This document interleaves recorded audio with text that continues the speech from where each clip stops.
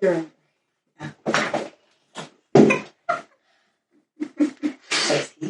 How are you? You steal the show here. It's the Ruby interview.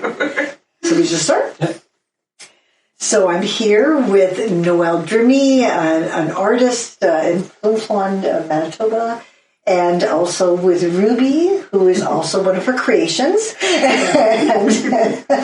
And so we're really excited to, as one of these programs, to be able to introduce everybody to Noelle Drimmie and to chat a little bit about her journey here to Flin Flon and as an artist and what brought her to this point in her career, and just tell us a little bit about yourself. Sure, yeah. Well, yeah, thank you for that lovely introduction. So, yeah, I moved here about 12 years ago now, which seems bizarre to say. Unbelievable. And I came here from Owen Sound, Ontario, so Southern Ontario, and I grew up in a community very much like this. So it was a lot of rocks, trees, water, hockey, and the arts. And so I had artistic parents, musically and visually, and I took the musical path.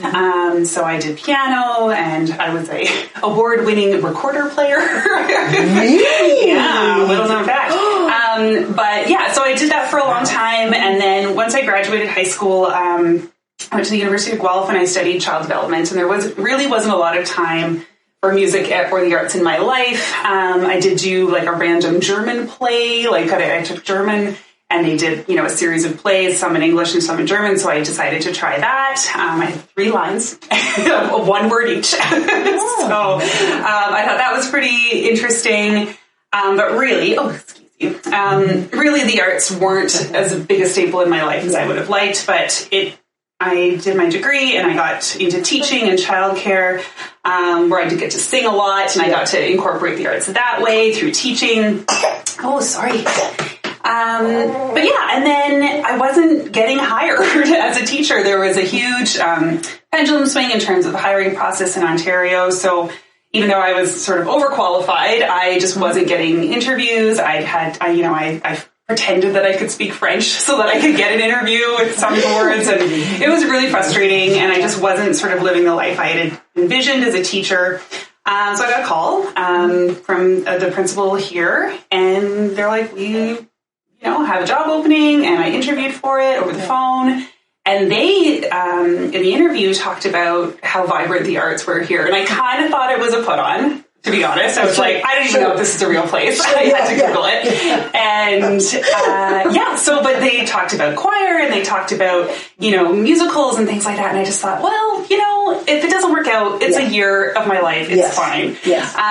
So then, I got involved and I joined the choir. I think that was the first thing I did. I Googled Flin Flon Community Choir and started going to that. And it was great because it was at the school I was teaching at anyway. Great. And I did my first musical with you guys, which was Fiddler on the Roof. Was it Fiddler? Yeah, Oh, and great. so I just fell in love with it. And I thought, this is amazing. And everyone was so warm and kind and encouraging. I just couldn't believe that I kind of hit the jackpot in terms of work and life and community and friends. But unfortunately, I said I was only staying for a year, so I moved back to Toronto. Right. Yeah, and I had a whole life there. I had a husband, I had a dog, I had all sorts of things going on. And I never got that magic back. I never got that feeling back. I moved to, we went to a different house, a different community. I tried, working in different areas, and it was never good enough. So I made the decision to leave. Interesting. Yeah, it's something that we're chatting more and more about with the Champions in the North and this project that we're doing, but just trying to get people to understand that we choose to be here. Mm-hmm. That exactly. this is sometimes it starts as an accident or starts as a job, but then it was the same. Well, no, my husband and I, we sort of jumped in here because we were at the point of okay, we need to do something because we need to have a living income, and so we didn't expect the same thing. We sort of thought that would be impossible. This is a bypass. We thought we were leaving our art forever, and wow. So how did you get into photography? Well, I had kind of always done a bit of photography, like when I really think back to it. My dad and mom, incidentally, they ran a videography business in my youth, in my childhood. Okay. And so they documented weddings, and they transferred 8-track or 8mm to VHS. So I was sort of exposed to that for a lot of my childhood. I got really, really good at cleaning VCRs with rubbing alcohol and a Q-tip. So I was always sort of exposed to that sort of visual world as well.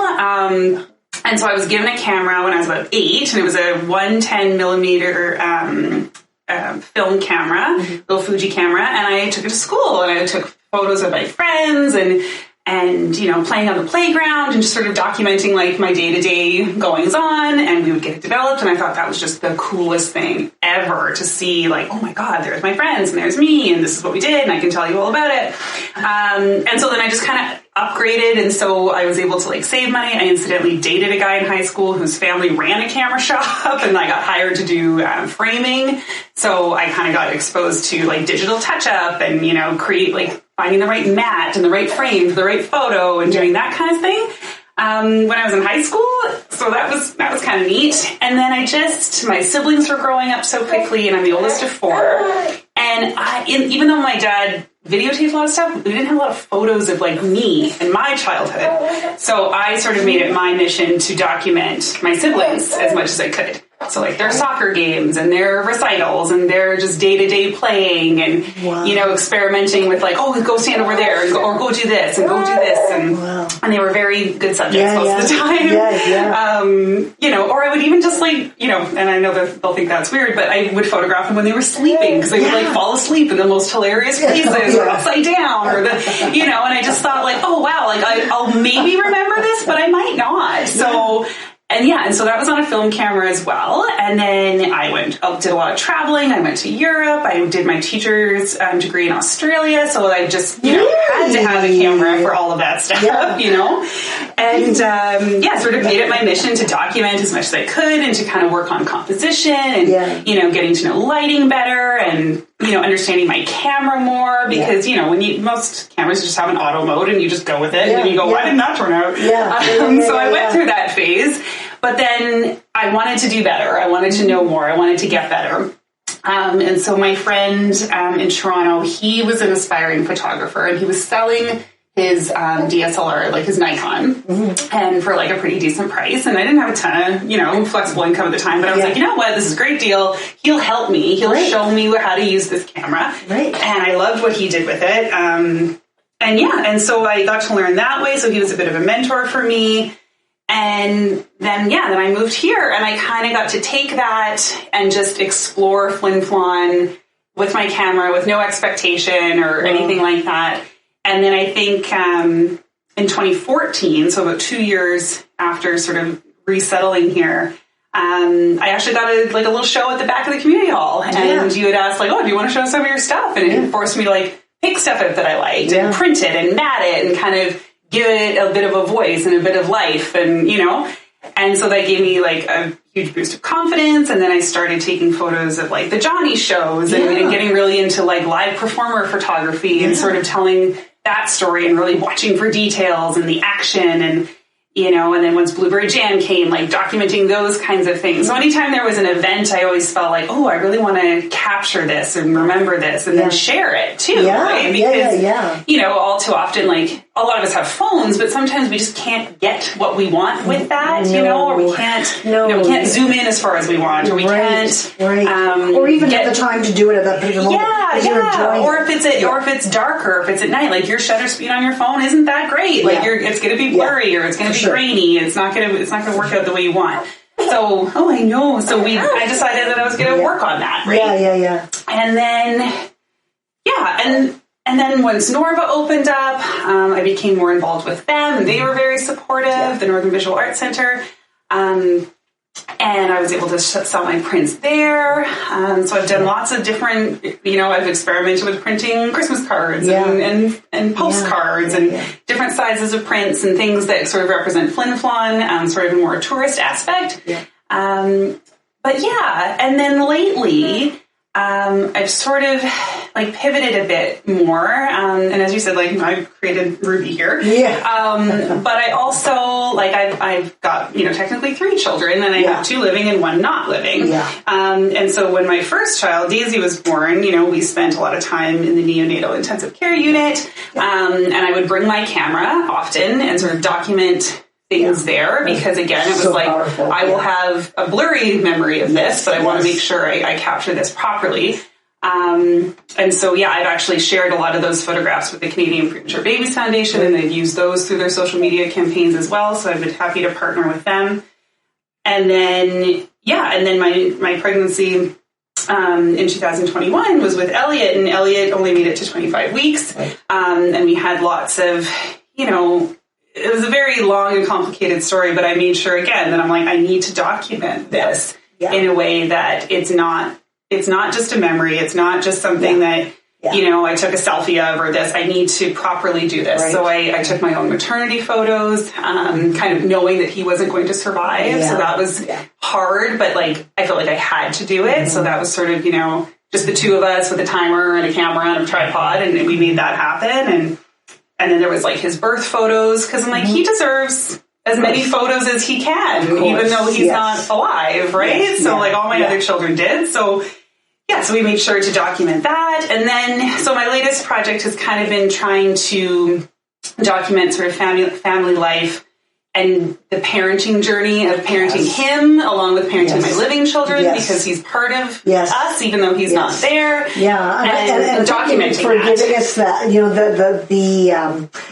the postcard that included, which with her announcement. Yeah, which is so nice. Yeah, and so I just feel like it's important, as much as I love a good landscape, I think. And some of the photos that I took of him, like, were really hard to look at. Like, it's hard to see a baby in that state, and it's hard to, see maternity photos that aren't joyful or aren't anticipatory of hope and, a live baby. So I've been kind of working on things like that. And I did have sort of a smaller exhibition called Dear Baby Elliot at Chicken Chef, and they partnered with Norva to do artwork there. And so the day of his funeral, was one of those beautiful, sunny September mornings, and it was misty, and it was just I just felt compelled to be outside and take photos. And I did that for, up until sort of the time of his birth death, which was 9:18 in the morning. And I kind of made sure I documented it all that. And then we had his funeral, and we kind of capped that off. But I look at those photos and I have such powerful memories and warmth associated instead of sadness now, which is really nice. And it was funny, a year later on that same day, the same conditions kind of happened, right? Where I was like, ooh, there's the mist. Ooh, there's the sunshine. Ooh, I need to get outside and spend time with my little boy, right? That was sort of the... So it's been really powerful to take those types of photos too, where it's yes, it's a beautiful misty morning, but it's so much more than that now for me. And I hope to, sort of share that with a wider audience as I kind of, grow that idea. I find that something about art, whatever medium speaks from the person, it helps you process whether it's happy, sad. Well, art is the full-bodied emotion. Yes. It can be finely really achieved. Sometimes even outside your own brain. You can sort of experience it, whether it's smell, taste, whatever the case may be. But I know even for ourselves, when my niece passed, Mark wrote just a beautiful. It's only been performed once, and it's there, But it's sort of. I understand when you're saying it gives you comfort, as hard as it is at the same time. Yes. Because it's very complex. It's a very, very complex. Yeah, grief and creativity are very, how they work together can be very complicated. Very complicated, and yet very essential to I was going to say very necessary. It just really helped to really process, or to give dignity. I always felt in these situations that there was a very dignity is the word that I honored. Also, I felt to be, in the situation. Yeah. It's nothing we all want to go through. No, it's it's a club you don't want to be part of. Yeah, but sure. If you are, then that's a way to really, almost just to honor it. Yeah. And is so important. Yeah, it's fun speaking to you about this because at this point, you are the first thing we see when we come into our house. It's your leaf art. Your leaf. Yep. It's the first thing, and I forgot because I just see you as such an accomplished artist that you've always been doing this, but I forgot those early days of your. I don't even think I process that was one of the beginnings, one of your many beginnings. Oh yeah, as a photographer. Absolutely. Like I had zero confidence, like especially in Toronto, where like there's so many professionals. I'm like, I'm not touching that with a 10-foot pole. And like never did I ever think it would make me like any sort of income either, right? Like, and I've gotten opportunities from Travel Manitoba and like from like private companies saying, they want, stock imagery of this or that. And, it's just opened up a lot of doors for me. And, and I kind of bit the bullet and I made a website and I was like, oh God, like it's just, and I'm just, it's going to be fine. And it has. And it's put me in contact with people who I never would have spoken to otherwise and helped them either realize like engagement ideas or maternity ideas or just family photos in their living room, right? Like just whatever. It needs to be shared. I remember when the Flin Flon Community Choir, when we had our first production of Handel's Messiah, and one of our choristers, he's since passed, was from Holland, and was saying, only the best choirs should really perform this music. And I was going, well, I think art should be explored and enjoyed at any level, and how do you get to that level unless you experience your art and give it a try? Yeah. I mean, really, we're in Manitoba. What's going to happen if all of a sudden we have issues with tempo for the chorus? It's just, I think it's more important to actually experience it. And at that point, I felt that it was so important. The same with your art was that if somebody has a drive to do it, everybody just get out of the way and just let it happen. I mean, why not? Yeah, and I really felt that in this community too, where there was a green light wherever you went. Yes, which was sort of intimidating at first because you're just like, oh, you're going to let me do that? Hey, okay, I know, right? But at the same time, like especially if you're starting out as an artist, like this is such a safe space in that regard. Like you can try, you can grow, you can fail, and it's all good. Yeah, it's all good. What is your website? It's just my name. So Noelle Drimmie Photography at .ca. So NoellEDrimmie. Yeah, photography. Yeah, .ca. And then I'm also on Instagram. So Noelle Drimmie Photography is on there too. Well, you have to check her work out. It's absolutely, really sublime. She's a beautiful artist. And just, I think, do you want to say anything, Ruby? Or just, you've been too quiet. Most of my babies would have made a lot more noise. You've been a very good listener. Yeah. Thank you. But anything else you want to add, or should? No, I'm just really thankful for the opportunity and just, I'm excited to keep growing more and learning more. And what's next? I have some things that must be. There's no definitive things yet, but I'll let you know when I know. Okay. Yay, Ruby. Yeah. What's next, Ruby? You can have your own show, hey? Yeah. Thank you, Noelle. Thank you very much. Thank you, everybody else. Thank you.